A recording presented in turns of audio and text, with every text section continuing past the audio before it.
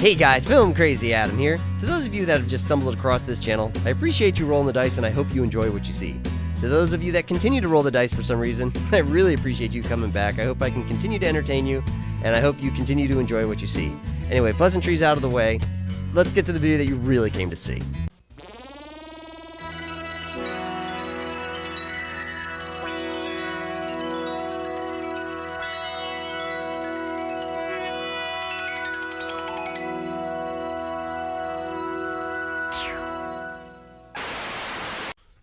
As many of you are no doubt aware at this point, She-Hulk, Attorney at Law, just hit the airwaves on Disney Plus a few days ago. In the end, and then the internet lost its freaking mind because of how bad that show is. Oh my God, is that show bad? I mean, I did a review, and I think, I actually kind of held back on my review. I didn't want to go too long. I didn't want to seem too insane with how bad this show was, despite my name. But after seeing like some other people's reviews, I realized, wow, I kind of, I held back a lot. There's a lot of people who did like 45 minutes to an hour or more reviews. And, yeah, so like next review, I'm going to go crazy on this one, on the next show. But afterwards, it was bad. It was really, really, really bad. But afterwards, I truly needed a palate cleanser. I was pissed after seeing that show. And so I watched Wolfwalkers. It was a suggestion from a viewer. They requested that. They asked if I had seen it and if I wouldn't mind doing a review on it, get my opinion on it.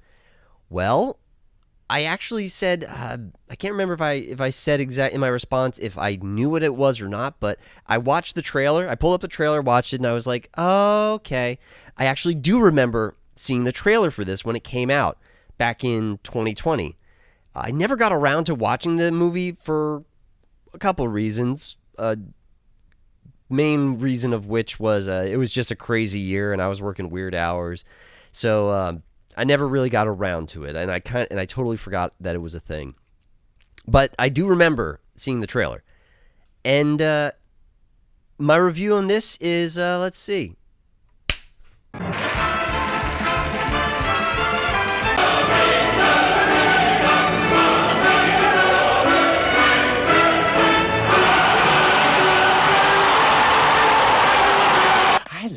I like it. I really like it. This was an amazing movie. This was a great movie. This movie was the antithesis of what I had watched previously. She-Hulk, and then this movie, literally opposite ends of the spectrum in terms of everything. Was it a good story? Yes. Were they great characters? Yes. Was there political messaging? None whatsoever. And this is a movie that came out in 2020. Holy crap. It was so amazing and refreshing to watch this movie. Like, political messaging aside, and that's something that it's such a trigger for me now whenever I see anything that I'm like, you are a token non-white person in that movie or that TV show. Oh, look, you are a gender swap. I'm such on a hair trigger now. So I actually not even subconsciously, like consciously, I was watching and looking in this movie. And I could actually really pinpoint in this movie where I'm like, right there, that could have been political messaging. That could have been political messaging. That could, like, it was like driving down the highway and then like just passing one exit after another. Just blatantly passing one after another. The movie just kept going. All these signposts that said, hey, you can do political messaging, you can do identity politics and intersectional feminism and SJW right here. And they didn't. But aside from the lack of all that, it really was a good story with really good characters. Now, that's my review. If I had to give it a star rating, I would easily pop this up like, if it was 10 out of 10, if I had a 10-star rating, it would be 10 out of 10. And if not 10 out of 10, it'd be like 9.75 out of 10. If I was lowballing it, I would say it's a 9-star movie. I mean, that's it. That's my review. without getting into it, which I'm about to, and I'm going to try to avoid spoilers to some extent, because this, just like with Top Gun Maverick, it would be a huge disservice to spoil everything and talk about everything. I mean, there's so many aspects of this movie that I'm about to get into that I can't avoid talking about this, that, or the other, which is going to spoil some of the movie. So if you haven't watched this movie and you want my opinion, and if you're somebody who listens to what I say is good or bad in terms of movies, stop the review, go watch this movie. That's it. It's a great, great movie. It has, and this is a spoiler. You know what? It has a happy ending. It has a satisfying, very satisfying, happy ending. It's a great movie. So I'm going to start getting into it now. I'm going to start with a brief synopsis, or as brief as I can be, on this movie, because I doubt many people know about this, partially because it's an Irish movie that was made in an animation studio in Ireland, but also because it was on Apple Plus. So if you don't have Apple Plus, you might not have heard of it, or most likely haven't seen it. It didn't get a theatrical release. Again, it came out in 2020, so that was kind of out the window anyway. But anyway, so here I go. And even now, I'm going to get up to a point, and then I'm going to kind of stop. I'm going to go about Act 1 and Act 2. The third act of the movie, I can't really do it justice by trying to put it into words. So I'm just going to do the first two acts, and then I'm going to start talking about the characters and start talking about the symbolism and the messaging or lack thereof. So anyway, here I go. So the story is about a girl named Robin and a girl named Mabe. Robin is the daughter of a hunter named Ben, and they hail from England. In fact, they more or less arrived shortly before the beginning of the movie from England in Ireland, where the story takes place. She's the new kid in town and doesn't have any friends other than her pet falcon, Merlin. So the movie starts out that Ben goes to work. His job as a hunter is he's been hired and sent from England specifically to hunt wolves, specifically from the forest just outside of town, to clear them out so that the forest is safe for people to cut down trees and so farmers can start growing crops. So he goes out with all of his gear to start hunting. So she sneaks out of town to follow her father, where she encounters a wild girl, Mabe. During her time in the woods, Robin gets caught in a trap.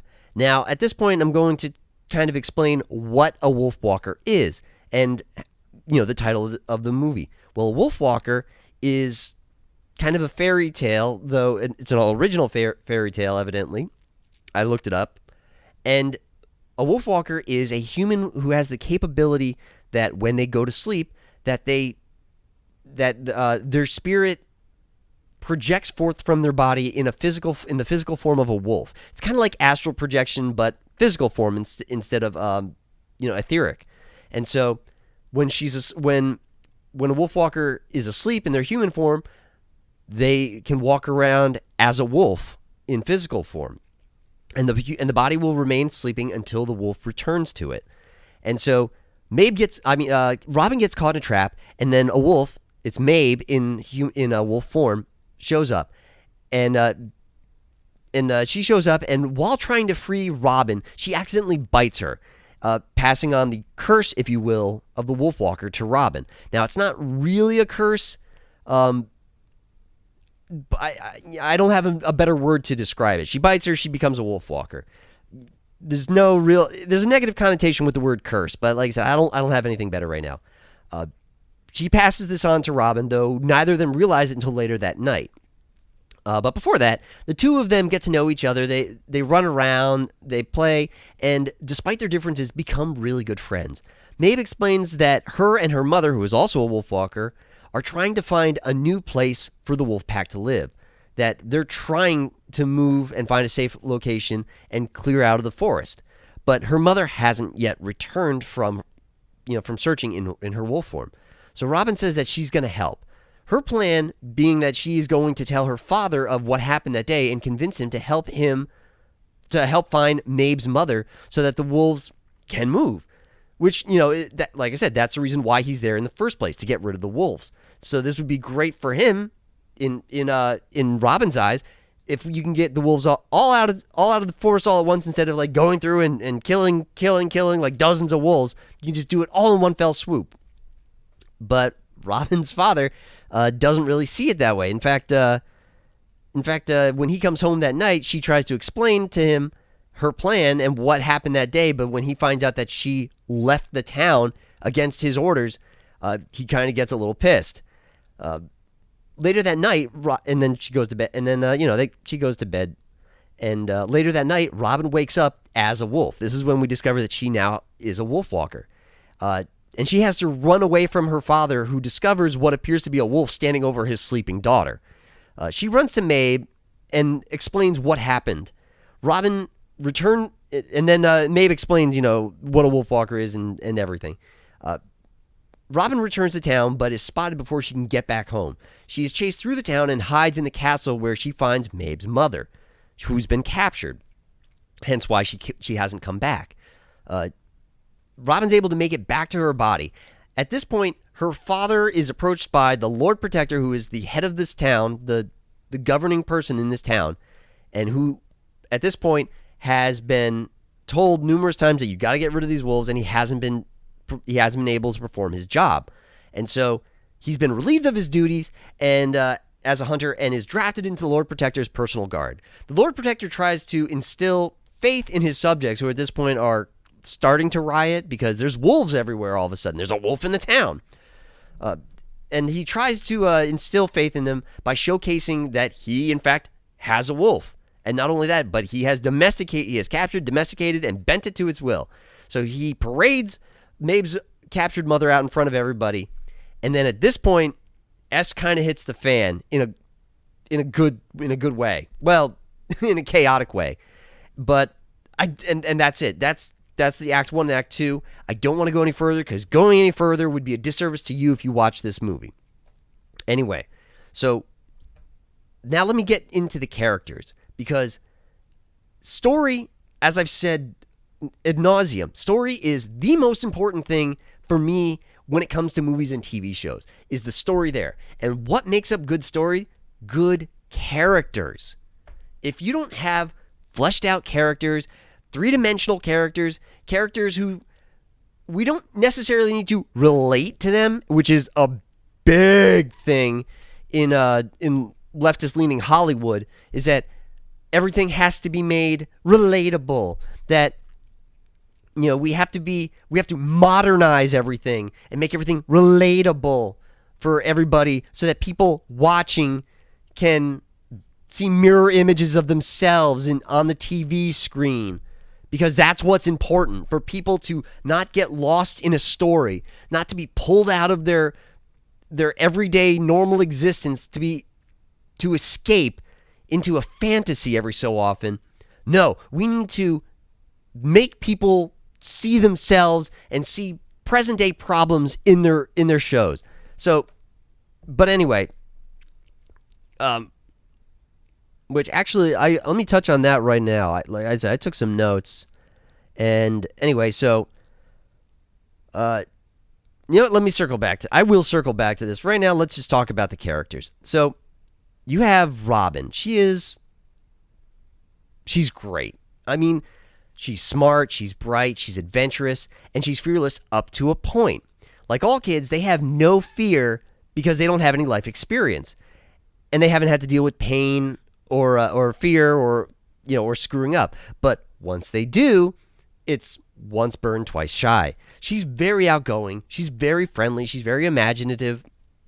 She's a ball full of energy, and she's happy-go-lucky until she screws up, and like a puppy, starts fretting and loses all her enthusiasm, when she's yelled at. She's very headstrong and follows her heart. She's a very good, fleshed-out character, one with admirable traits. She's not a Mary Sue. She is flawed as a human.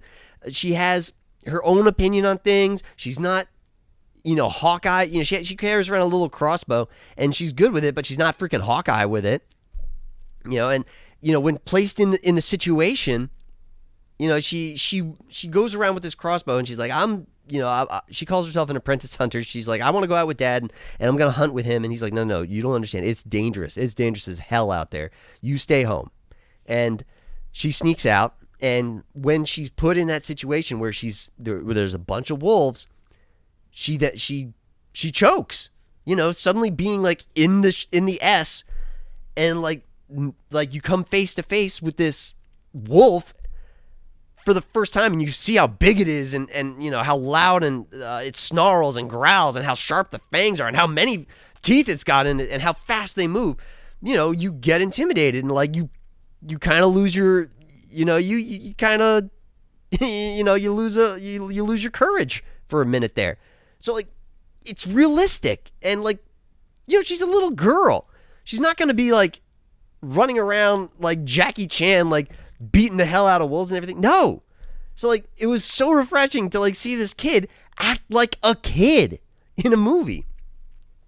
And she, during the course of the movie, and she's introduced to new ideas, and her viewpoint changes from what she was taught and from what she was raised as. And even then, it's not like it was bad indoctrination or anything. It's just, I never thought about it from this perspective. And so she changes her opinion, and she realizes that there is a different perspective, and that there is a different point of view, and not every single topic is black and white.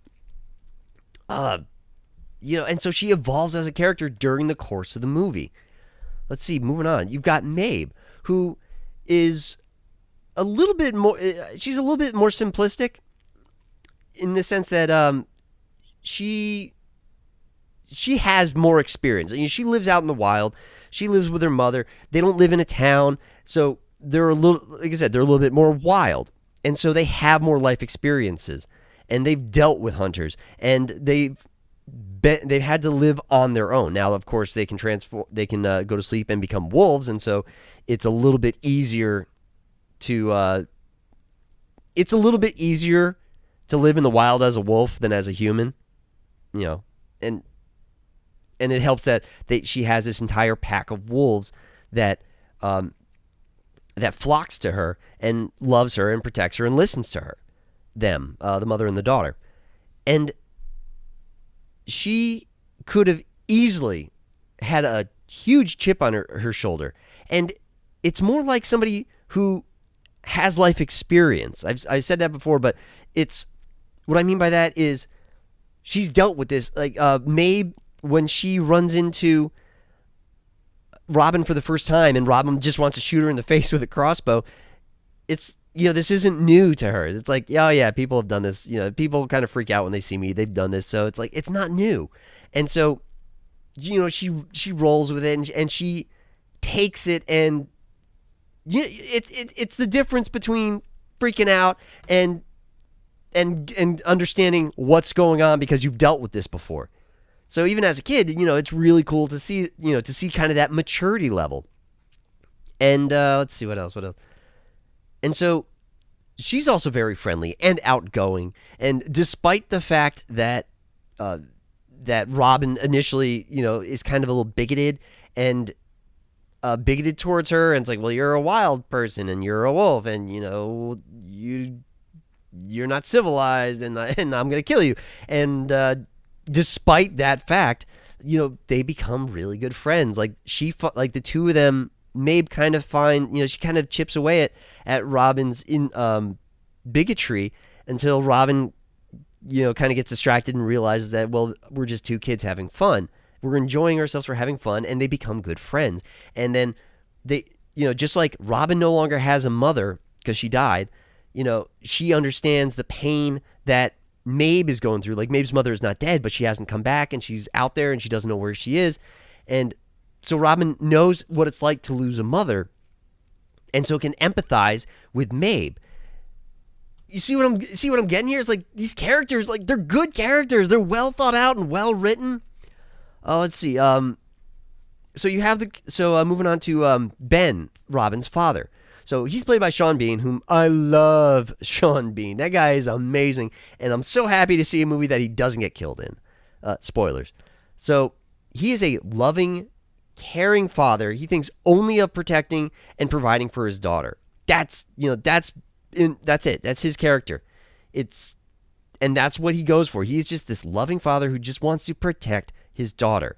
Sometimes he comes over as overprotective and maybe even controlling, but if you look at it from his perspective, like, he works within the rules of society and does what he's told by the authority that hired him.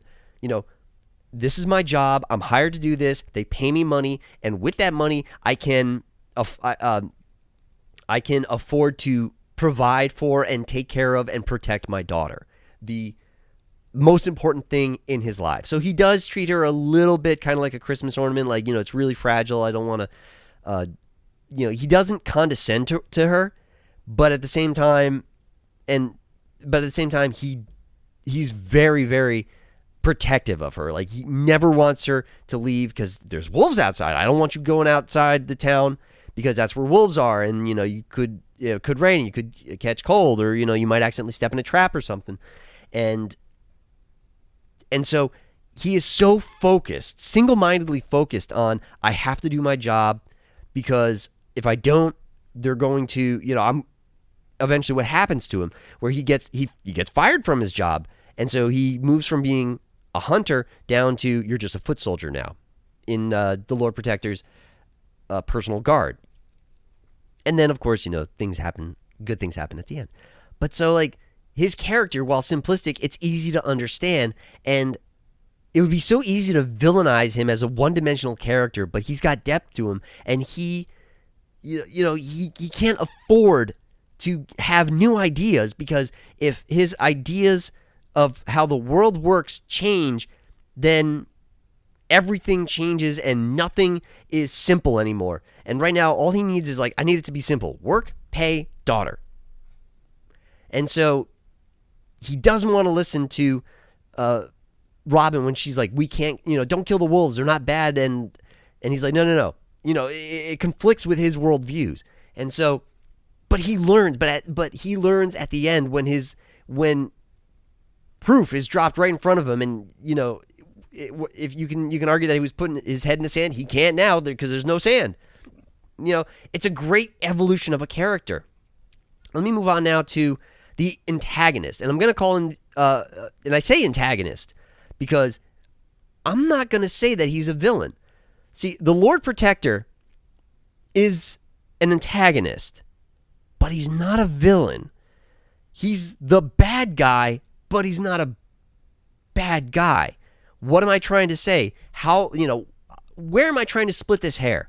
Well, an antagonist is just something that stands in opposition of the protagonist, something for the protagonist to overcome.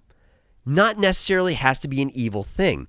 Like, in reality, an antagonist in a story could be, it sounds weird, but it could be a math test.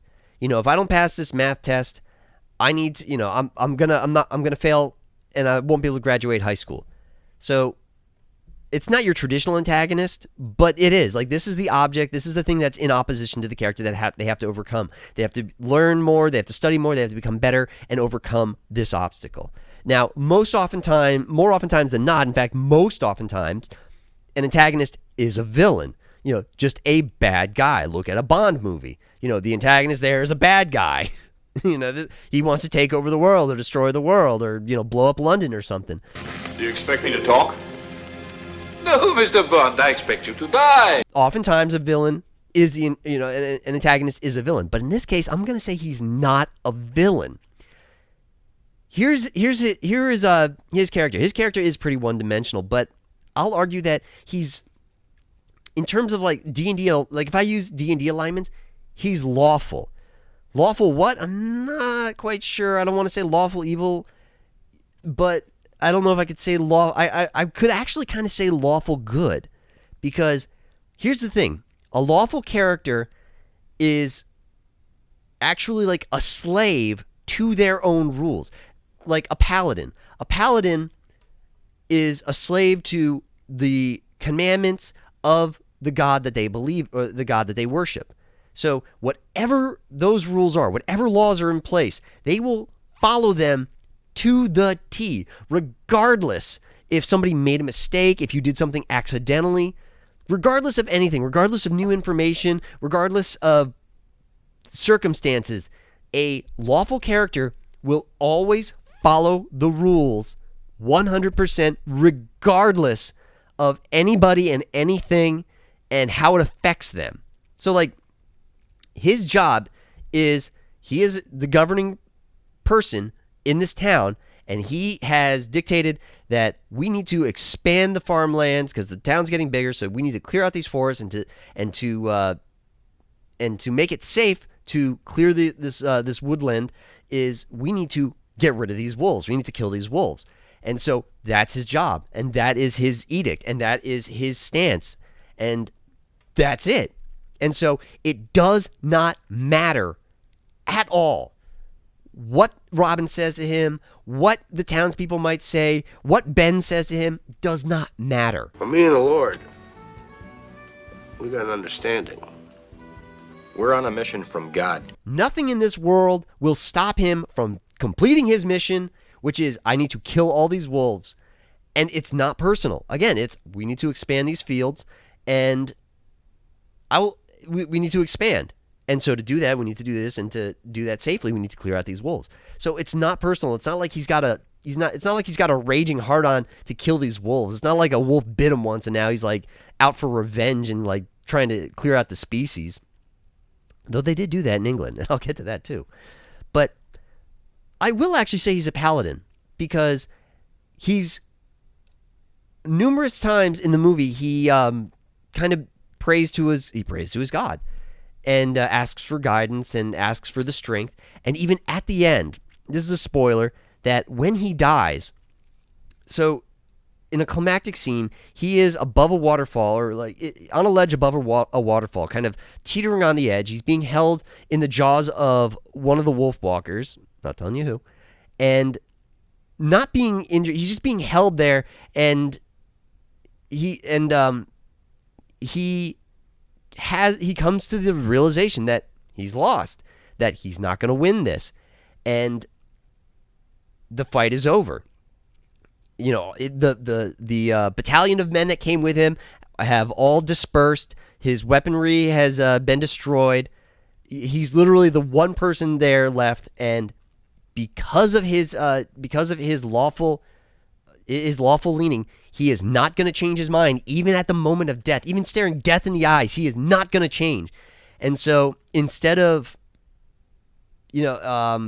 accepting defeat, or I should say, instead of conceding defeat, he decides to just end it. And so he pulls the strap on his armor, which it's plate, it's a two-piece plate armor. It opens up and he just falls out, and he falls presumably to his death. I say presumably because this is a children's movie. We see the sharp rocks down there. We see the waterfall. We know he's dead. But it's a bloodless death. It's technically even an off-screen death. We don't see the gory mess that becomes of this guy that splatters and gets impaled on these rocky spikes and blood and gore and everything. We don't need to see that.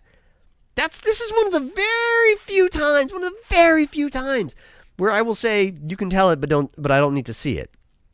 You know, gratuitous gore, unless that's the movie, unless it's like a slasher movie, or unless it's Final Destination, then that's all that gore is. It's gratuitous and borders on, and depending on what you're watching, like if you're watching The Boys, then that's what I call murder porn or gore porn, where people just, for some reason, they get off and enjoy like the different horrible ways that a human body can be dismembered and destroyed. But anyway, yeah, so like even in the end, it was never personal, and he's like, I failed, I'm done, I'm out. And that's it. Like, I can't hate him for that. I can't hate him because he never did anything maliciously. Did he do stuff, was he very strong-arming? Was he very driven? Yes. Did he ever let up? No. But was he ever malicious? Was he ever vindictive? No. So, like, he was the antagonist. He was the thing that the protagonist had to overcome, but he was not a bad guy. And I like that this movie didn't try to paint him in that way. It was literally what I just said. It's like, he's not the guy you're rooting for, but he's not a bad guy. He's just doing his job. And yeah, I'm going to move on because I can keep talking about this and I'm going to just end up talking in circles. So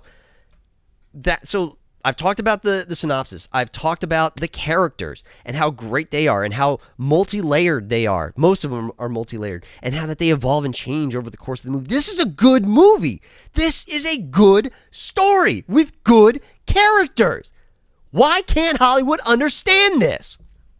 Because here's the thing. So, and I'm going to get into the Hollywood aspect right now. So here's the thing. There was no political messaging at all in this movie. And see, I am so used to seeing it in movies and TV today that there were multiple times, like I said, I'm like, right there. Like, there were so many times where they could have shoehorned in LGBTQ, etc. agenda, intersectional feminism, anarchism, identity politics, woke messaging, diversity. Where can I? It was so good and refreshing to see them not do that. Like, first and foremost, if this movie was made today in Hollywood, then there would be a bunch of black people and probably a bunch of Asians in this movie. And I was gonna say the Lord Protector would be a girl, but no, because the Lord Protector has to he dies at the end, so we couldn't do that to a female character. No, I mean Robin, and you can be like, well, Robin and is super capable and everything. It's like, no, she's about mid-level. Like I said, or she's actually subpar. She doesn't have like super amazing skills at all. Like I said, she's just a kid. She has no experience. Mabe has more experience because she's lived a more, a less civilized life, if I may. So she's had to be rougher and tougher. But like I said, there would have been black people in this. There would have been black people. What's wrong with black people? Well, other than the fact that this movie takes place in 1650, and that documented, I looked this shit up, there was no documentation of them until the mid-1700s, right around the time of the U.S. Civil War. That's when the first documented black people arrived in Ireland. So, 100 years before that, in 1650, there were no black people. But Hollywood would do that so that we can have representation. That they would force representation where it doesn't make sense. Where it doesn't make any fucking sense. Yes. And that's the only thing I have wrong with black people in this context, is that it wouldn't make sense. Okay? They weren't there. But Hollywood does this anyway just to fucking push their own fucking agenda. You all forever. You yourself. You go yourself right now.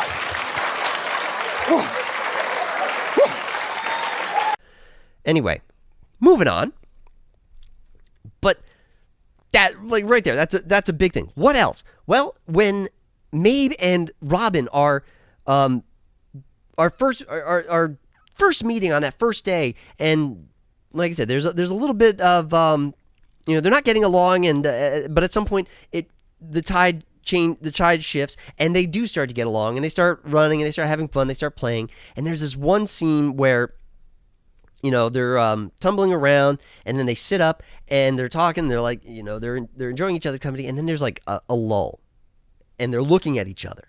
They're looking at each other, looking into each other's eyes. And for a second, I held my breath because I'm like, oh, please don't lean in and kiss. God, oh, freaking mighty. Please, Please, God, don't lean in and kiss. They're just prepubescent girls. I was waiting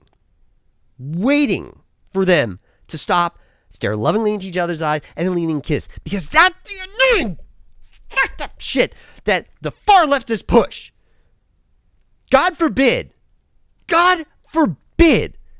that people just have normal platonic relationships in movies and TV. But they didn't here. I mean, or I should say, but they did. They had a platonic, the two prepubescent girls didn't just lean in and kiss each other.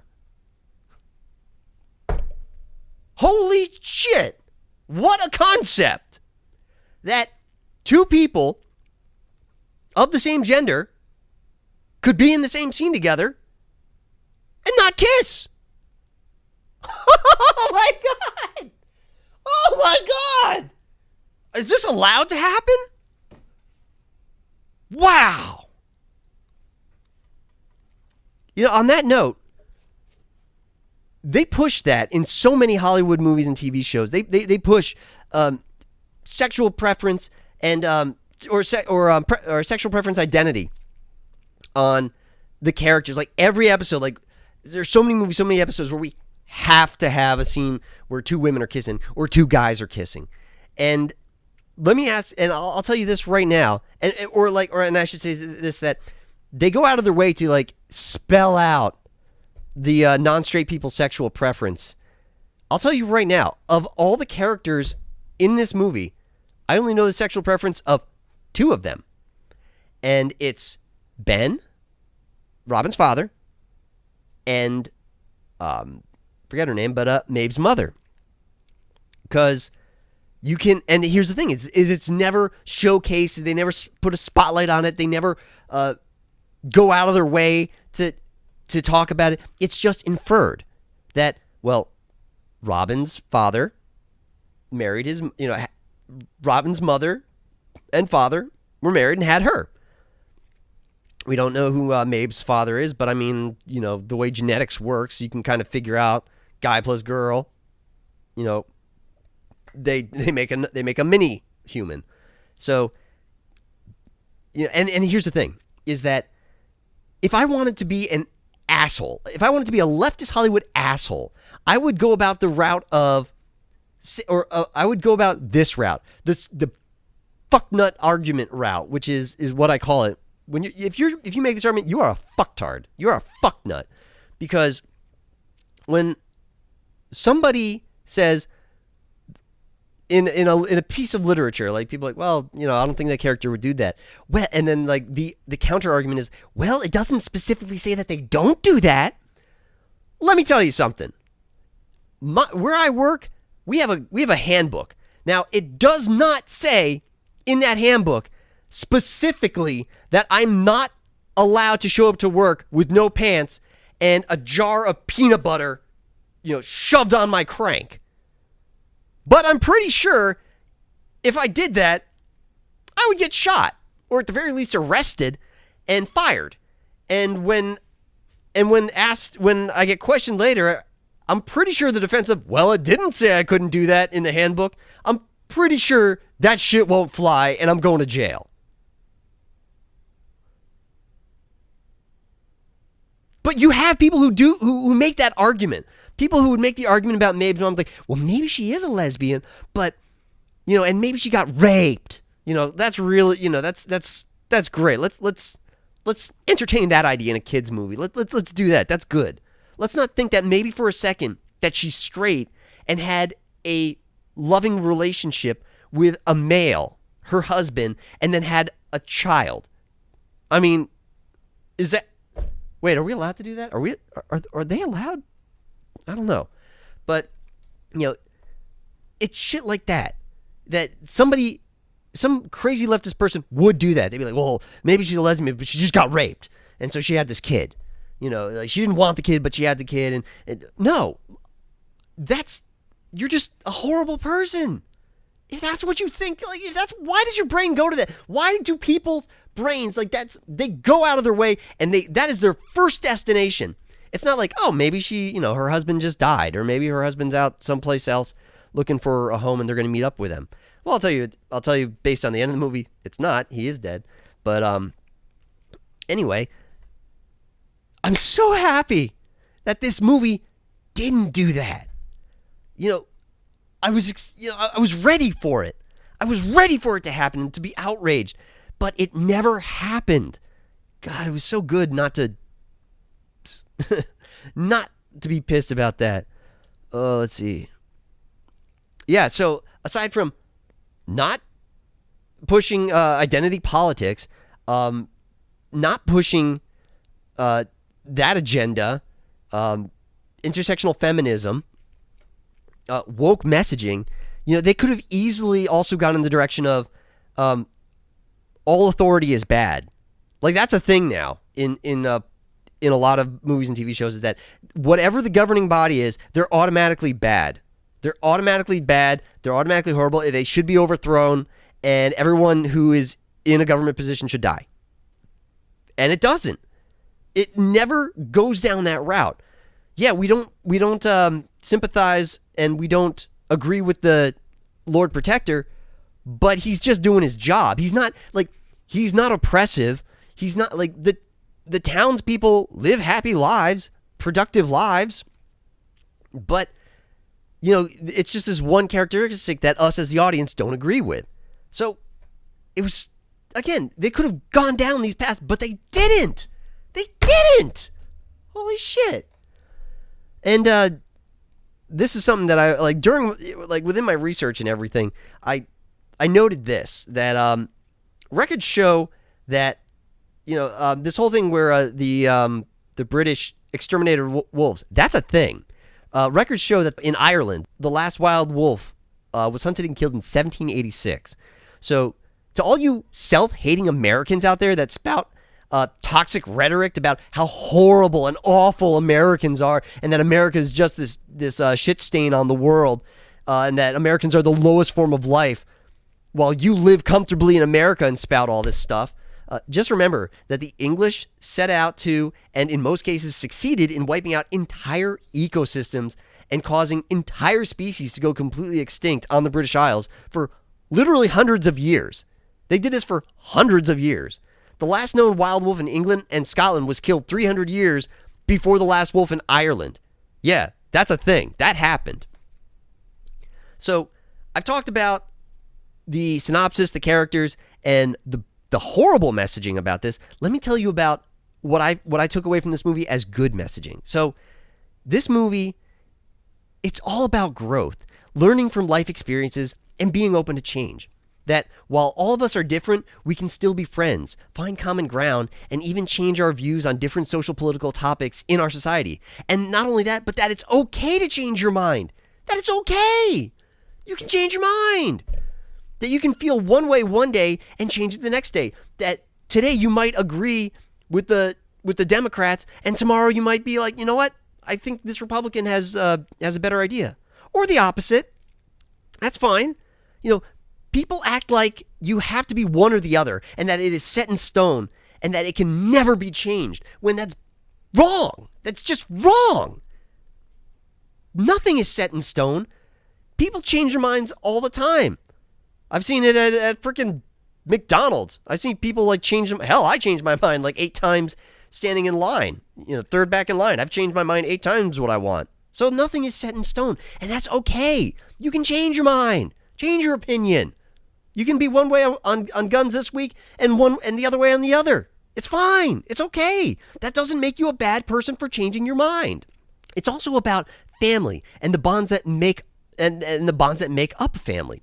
It shows that no matter how strong we are, that there are plenty of things in life that we can't do alone, that we should never be afraid to ask for help.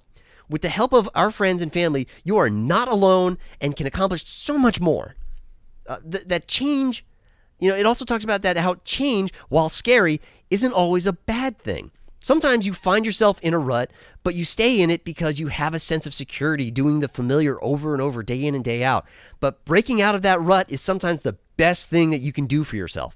And sometimes we need an outside perspective to help us realize all that. Yeah, this movie I took so many good messages away from this movie. It made me feel good. It like redeemed humanity in my eyes to some degree. Now, some of you might ask, well, you're talking this movie up like crazy. Why don't you give it a 10 out of 10? Well, and this is shallow of me. I 100% agree and admit that I'm not the biggest fan of the animation style, honestly.